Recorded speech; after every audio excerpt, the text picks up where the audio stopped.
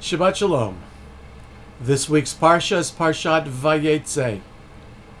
The narrative of Genesis picks up as Yaakov is leaving his home. He is leaving because of the threat of his brother Esav to kill him as a result of stealing the birthright and the blessing. Yaakov, of course, leaves home with nothing but the clothes on his back. And he comes to the same well where Abraham's servant Eliezer met Rivka, his mother. And Rivka, of course, is brought back to Eretz Yisrael to marry his father Yitzchak. And at the well, Yaakov meets a young woman with whom he falls instantly, madly, passionately in love, Rachel. And he finds out that Rachel is his cousin. And he goes and he makes a deal with his uncle Lavan to work for 7 years for Rachel's hand. 7 years. And the Torah says that Yaakov was so in love the 7 years flew by like 7 days.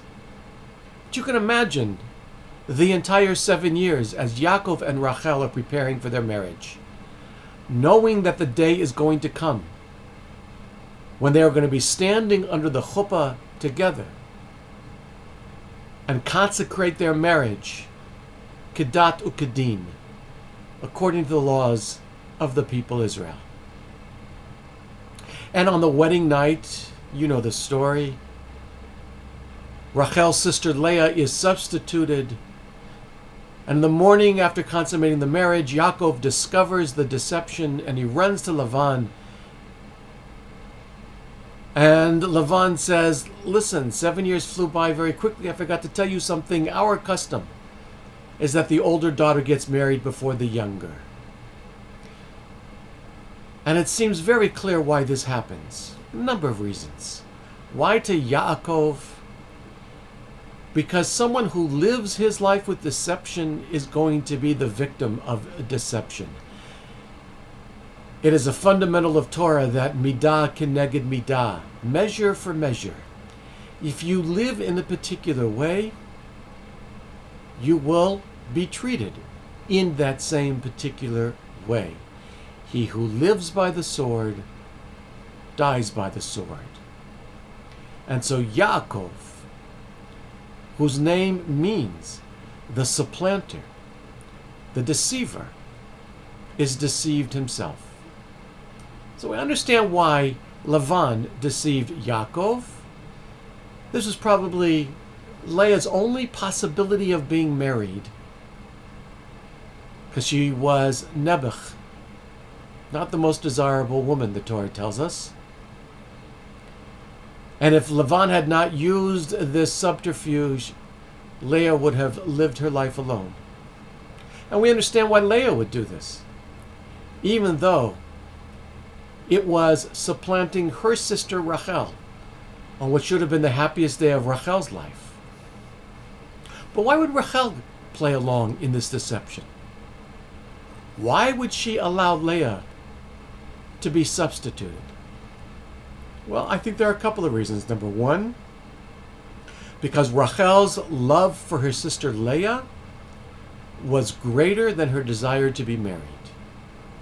And therefore she was willing to go along with this subterfuge in order for her sister Leah to have a few moments of happiness. And number two, and I think even more important, is that it wasn't ultimately Rachel's decision, it was her father Lavan's. That's the world they lived in.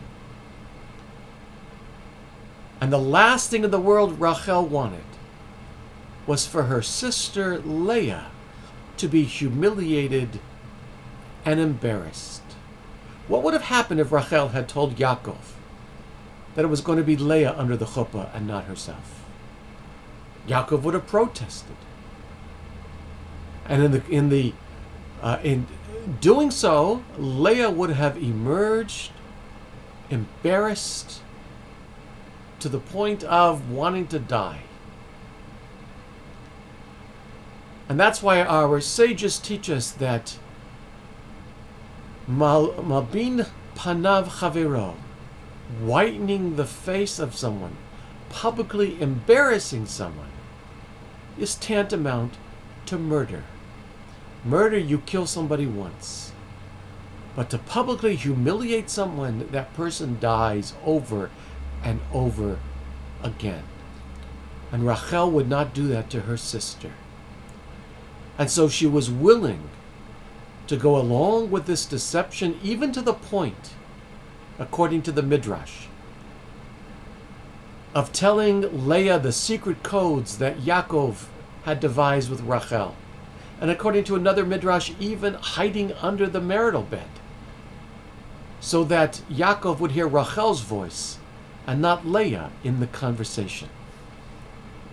Apparently Yaakov was so tired he couldn't tell that the voice was coming from under the bed and not on top of the bed, but that's another story.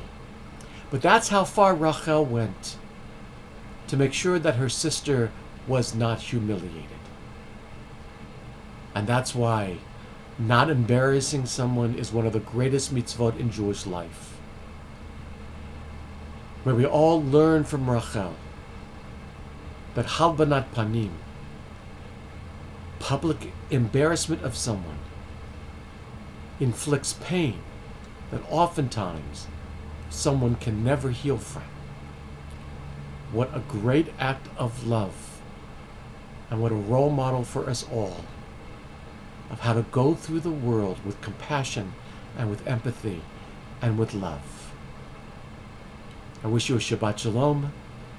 May you have a Zis and Shabbos, and I'll see you in Shul.